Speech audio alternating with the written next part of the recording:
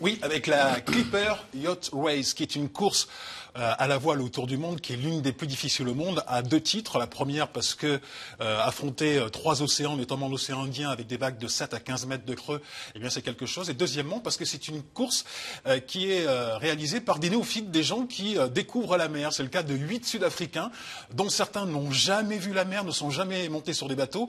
Et grâce à l'entremise d'un Belge, Dirk Vandel, qui est un entrepreneur et qui est un mécène, eh bien ils vont participer à cette course. Regardez ce très très beau reportage que l'on doit à Claude Acheba et Étienne Guinet.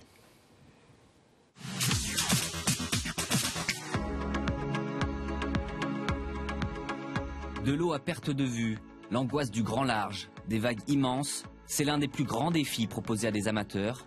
La Clipper Race, un tour du monde à la voile qui offre à monsieur et madame tout le monde la chance de se mesurer à mère nature.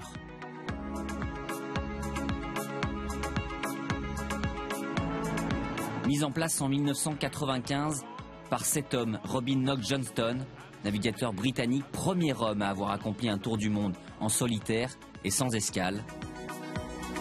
Ce périple est avant tout un plongeon dans l'inconnu. Ça prend 11 mois. C'est pas un cruise du tout. Les gens doivent s'entraîner pendant 4 semaines. Et puis, on vit dans un bateau à 20 personnes.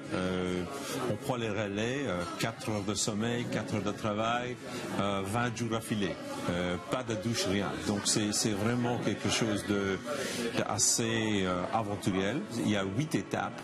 Donc, la course fait Londres, Brésil, Afrique du Sud, Australie, Chine,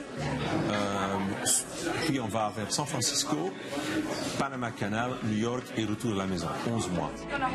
Une aventure que Dirk Vandel, homme d'affaires, a déjà vécue en prenant le large en 2009. Depuis, il a eu une idée, proposer un équipage composé de jeunes Sud-Africains, sélectionnés selon des critères bien particuliers. La plupart d'eux n'avaient pas de passeport, n'avaient jamais pris un avion. La plupart n'avaient jamais vu la mer.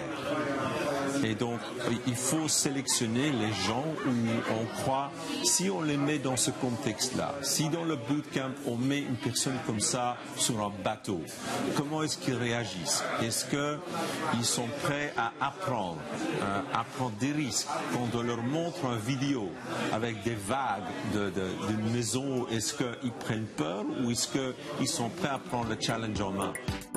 Côte sud de l'Angleterre, ancrée dans le port de Portsmouth, les jeunes mousses retenus pour mettre voile dehors en ont terminé de leur apprentissage.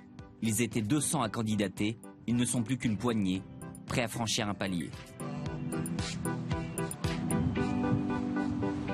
This experience is the experience that changes, encourages and inspires young people to take control of their lives and to step up for themselves. This project is mainly for the youth, so kids from 18 years to 23, giving them a chance, well, to sail around the world, push them to their limits, and actually finding their confidence to be a leader. La Clipper Race est également un moyen pour Dirk et sa société Sapinda, implantée en Afrique du Sud, de rendre la monnaie de sa pièce à ce pays qui l'a accueilli. Un centre de recherche et développement contre le VIH va être instauré, avec comme ambassadeur du projet ces mêmes jeunes sélectionnés. Ils vont trouver des fonds pour une cause qui leur est proche, justement pour élever de nouveau l'idée qu'ils doivent être des leaders, mais aussi en pensée. En attendant de faire avancer la recherche, c'est le Clipper qu'il va falloir manœuvrer avec l'aide d'un skipper confirmé. Le départ sera donné dans un peu plus de 3 mois et avant de se jeter à l'eau, l'hymne de l'équipage Bafana a déjà été trouvé.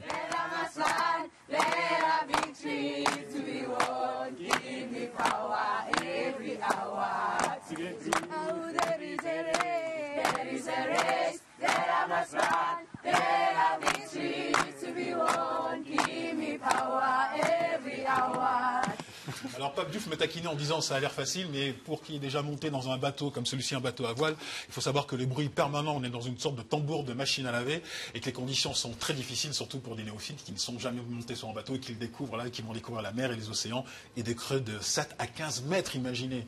C'est un immeuble de 2 étages quoi, qui se dresse face à vous. Et le coup d'envoi de cette course sera donné le 30 août prochain au sud du Royaume-Uni.